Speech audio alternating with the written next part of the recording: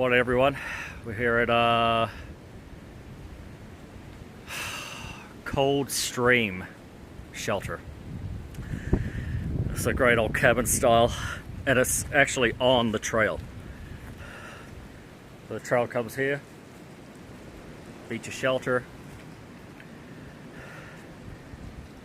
and then you continue on. But this is right out the front. Great water source, 2 pipes, very nice. I slept right through it, but apparently there's a few mice here. Got into some of the gear, and I actually had human contact here, which is a change. Saunters, who's a section hiker, and a young couple that are, man, they're kicking ass out here. They started 8 days ago, and they're already at this point. They haven't taken any zeros, and they're knocking out about 16 to 20 miles a day. So, but yeah, this is a cute shelter. In bad weather, I wouldn't choose this one over Wire Bold. That's a great shelter, and that was about 5 miles back.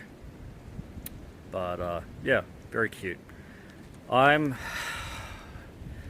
pushing on today, hoping to get to Sassafras, which is yeah, it's going to be about an 18-mile day, going right through Knock or not stopping, and then up that hideous hill. So wish me luck. It's let's see, just before 8, and the temperature is about 34. It's windy. It was very windy here last night, and the wind chill is yeah, not terribly pleasant, but it's overcast. And we're supposed to have a possibility of showers today, so we shall see. Alright, I'll talk to you guys later. So much fire damage.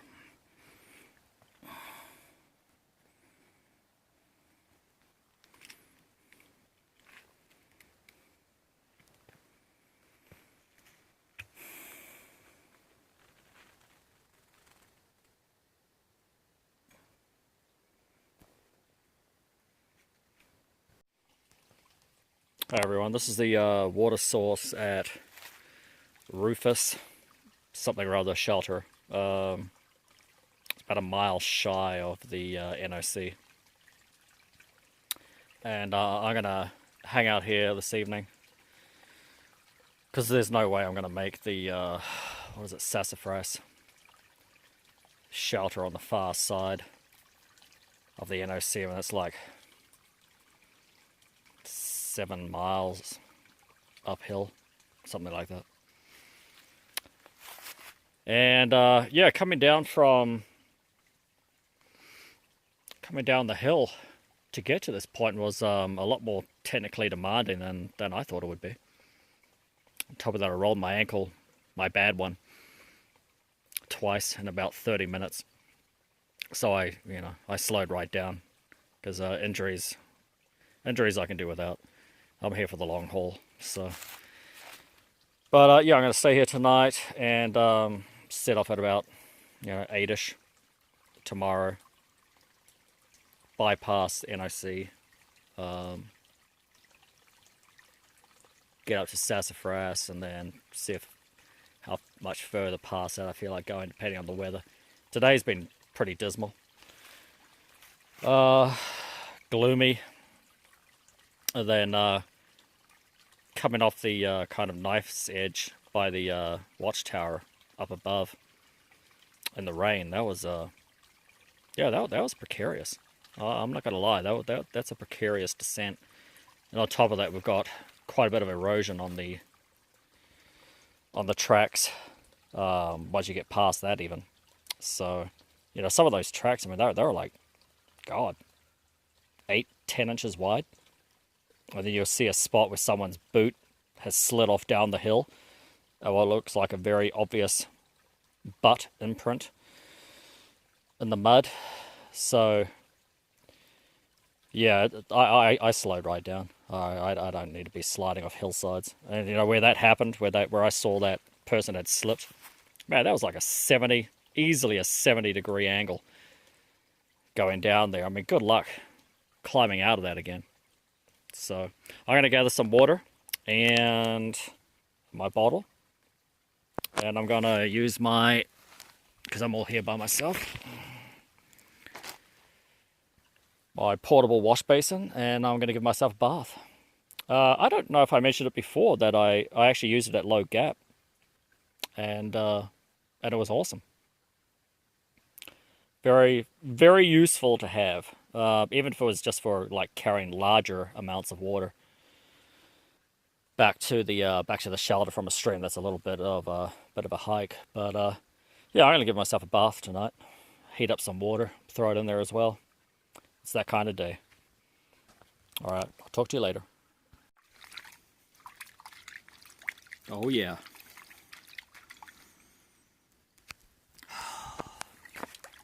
Clean pepperminty goodness.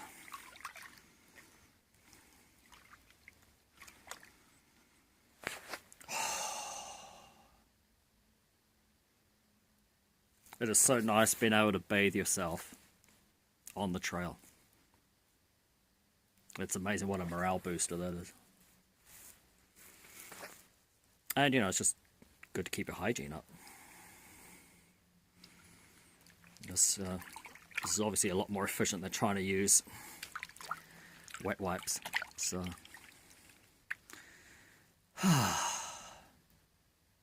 and, you know, having your feet in warm water at the end of the day is not a bad thing either.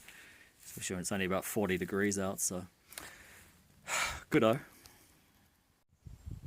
Morning everyone, Kiwi here. It's day 15. We're here at our Rufus Morgan shelter. This is the last one before going into the NOC. Yeah, weather conditions and the state of the track yesterday. There's no way I was making that shelter at Sassafras. That's 6 miles uphill, and it was raining. But yeah, coming down to this point from the watchtower, yeah, there is some erosion there. Most people are a few days behind me, or weeks even. You know, that track gets down to about, you know, maybe 8 inches across in parts. It's a little treacherous, and there's some very, very steep drop-offs there. So, yeah, be careful on that one. That was a trickier track than I thought. So yeah, it's a cute little shelter, just like the Cold Stream shelter. It's log cabin style. It's not terribly big. I think it has better overhangs at the front, so you got a little bit more protection from the rain. It has a nice fire pit and a good size privy. Actually, a very good size privy considering the size of the shelter. Yeah, there's no table, and yeah, you got to prepare your meals inside if the weather's not great. So, but you know, enough from me. I've got a pretty big day ahead. We'll go down the hill a mile, go through NOC, go up the hill, 6 miles uphill. Then you go about another mile before you even get to Sassafras. But I'm going to keep going. I don't know what the trail's like on the other side, whether it's switched back to much or not. But yeah, it's going to be a climb. Probably going to make it to Locust Cove campsite today, and sit up there for the night, and maybe go into Robbinsville tomorrow and get into a hostel and a shower and wash my clothes. All right, bye for now.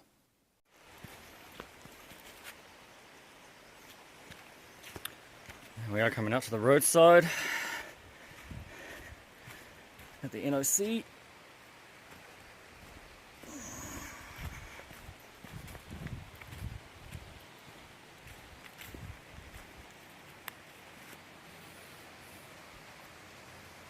Very quiet this morning. Yeah. Onwards and upwards, I'm not staying.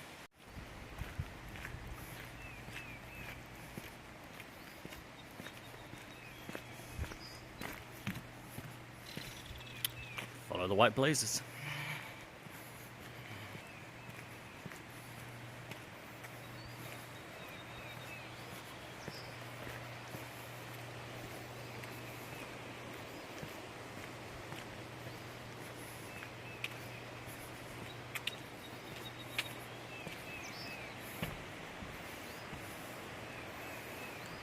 It is in a nice setting.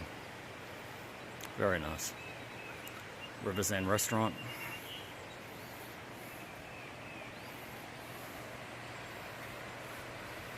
Got their kayak course here.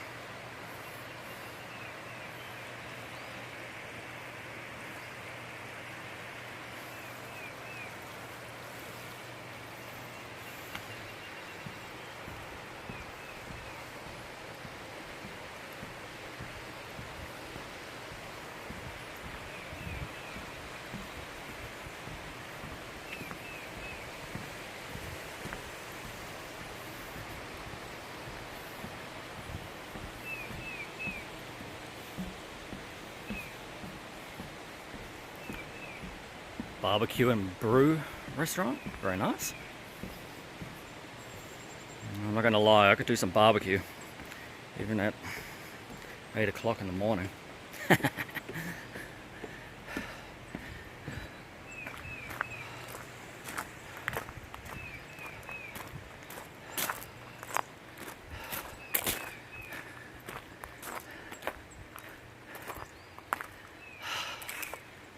Yeah, very cool. Okay, so once you come over the bridge, come straight through the parking lot. And I didn't see a white blaze in between there and here. But that sign, as we get closer, it says Appalachian Trail North.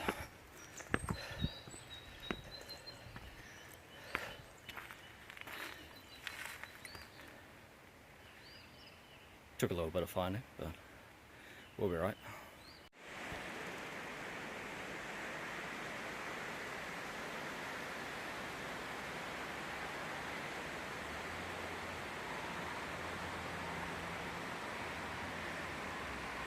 That's where we're going. So there is a stealth campsite up here. I think we're about 40 minutes into the walk. You know, if I know this existed, I would have continued on last night, but there was nothing in the book saying anything about any like regular sort of camping options up here. I mean, you could do it in a hammock, but and of course it has to be 60 plus degrees this morning, the hottest day so far to be coming up this hill. But yeah, so about 40 minutes, give or take. That's a damn good camp spot for those that want to push through past the NOC a little bit and get a head start on this hill before nightfall. So yeah, here's the trail. That's where I've just come from. And this is another stealth camp spot.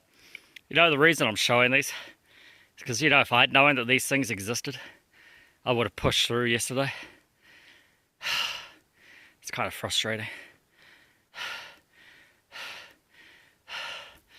But anyway, so this is about somewhere between 50 and 60 minutes from coming up the hill from NOC.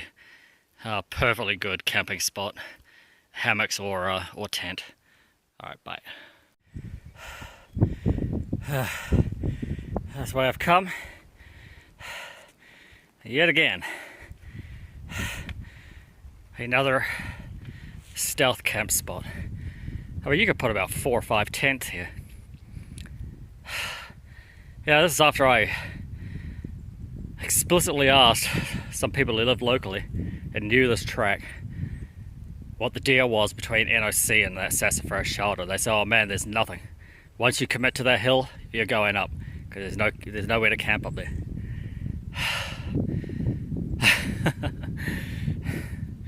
Awesome. But no, this is the third stealth camp spot that's totally doable. This is the largest one anyway. The others you could fit 1 to 2 tents of moderate size. But you know, this is why I'm doing it, so that people coming up behind have some idea of what's in between these landmarks where they say there's nothing. Because I just wasted about 3 hours not hiking yesterday because I thought it was an all or nothing getting up to Sassafras. So I will continue to do this for the rest of my trip, I think. Give helpful hints Be like Kiwi's public service announcements. Alright, bye. Well, if that doesn't look like an animal's lair, I don't know what does.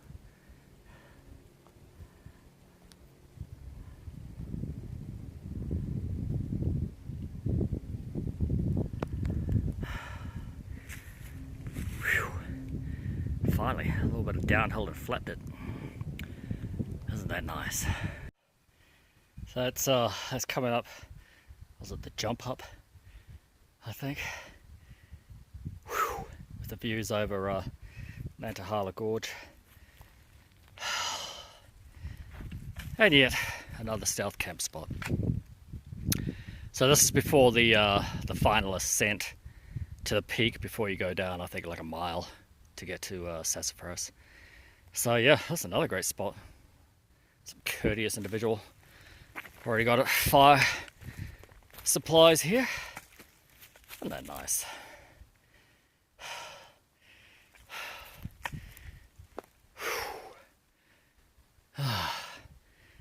Another hill. Damn it. This is Sassafras shelter.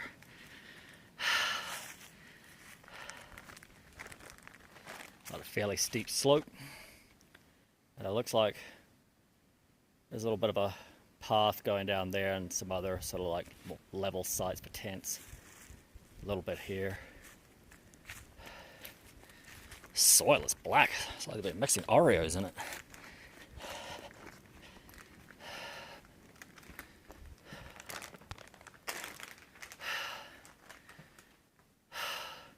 Yeah, fairly limited graffiti, which is good.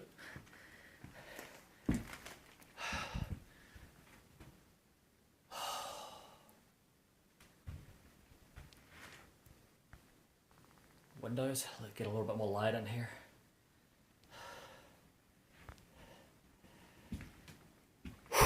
Yeah, what time is it? It's just after 1. So I'm just gonna have a bar and drink some water. I've already used that, which is fabulous. And I'll push on to I think it's Locust Cove campsite. It's supposed to have water as well, so. But yeah, not a bad one, this.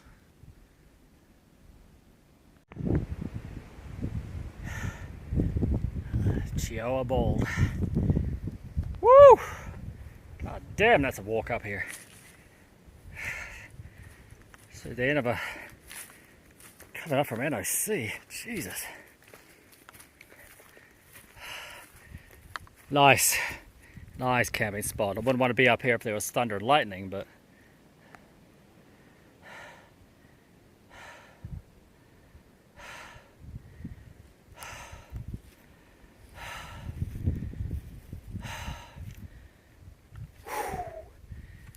oh yeah. Alright, on to Locust Cove. Afternoon everyone. Just got here at Locust Cove Gap. It's a campsite, and as you can tell, it's just started raining, which is awesome because I'm in my tent and I just finished dinner. Just finished topping up all my water down at the stream. The stream here is a trickle, a real trickle, and it's about 200 meters down a slope to go get it. I didn't go look at the water at Sassafras because I was just in and out.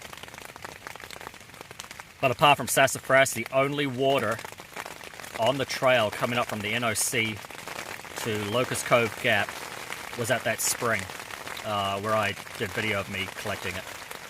Apart from that, zippo. So just something to bear in mind. Down here, someone has put a little rubber hose in that trickle to help get water out of it, but it takes it takes a while. It takes about 5 minutes to fill a bottle. So we're going to go down to Sakoa Gap tomorrow and go into Robbinsville, do a little bit of a resupply. Came across a business card for a hostel there, And I'll go there, spend the night. I've got some logistical work to do on how to meet up with my wife on Friday, but I'm not quite sure how that's going to work out. But once I'm in town and I have internet and everything else, then I can figure it out. So I've had no reception on the trail today. Doesn't matter how high I was. It doesn't matter that I was on a peak. There's just no AT&T coverage, so it's a bit of a worry, especially when you're trying to meet up with people, because you can have all the best intentions in the world, but if you can't make these points, then you're going to end up being stuck out kind of in the middle of nowhere, with not even a fire service road as a coordinate for someone to come meet you. So yeah, I've got some figuring out to do there, but body's holding up okay. I haven't had any more issues with my feet. I tweaked out my left rhomboid, my rotator cuff, saving myself from going over a steep embankment on some rocks that decided to shift on top of other rocks. That's been a pain in the ass today. But that's it. I'll talk to you guys tomorrow morning maybe, and it's about I think a 2 or 3 mile walk down to Sokoa Gap.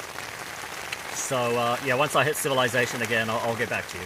All right. Good night, everyone.